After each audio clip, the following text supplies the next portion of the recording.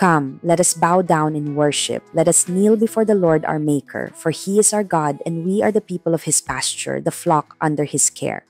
Yan ang paalala sa Psalm 75, seksyon 6 hanggang 7 na ang tunay na pagsamba ay pagbabalik ng puso sa Diyos, pagikod sa Kanyang presensya at pagkilala na Siya ang ating may lalang at tayo ay Kanyang inaalagaan.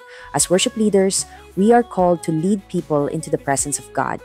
Pero minsan, sa sobrang focus, sa preparations, song lists, sound system, lights, and even stage performance, nakakalimutan natin kung ano talaga ang puso ng pagsamba.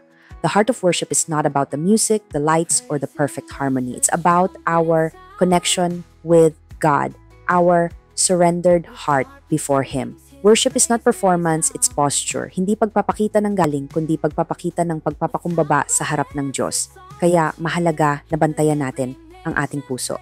We need to ask ourselves, am I leading people to Jesus or am I just leading a song? Because we can sing about God and still be far from Him. One way to stay connected to the heart of worship is to start every day in His presence. Magbasa ng salita, manalangin, magpuri sa Diyos kahit walang mikropono or stage. When we begin with God privately, we can lead others publicly with sincerity. Another way is to always seek the Holy Spirit. Sa bawat pagpili ng kanta, pagbasa ng scripture, o pagbuo ng worship flow, let's say, Holy Spirit, lead us. Ikaw ang mas nakakaalam kung ano ang kailangan ng puso ng tao ngayon. Yes, leading worship is an honor, but it's also a responsibility.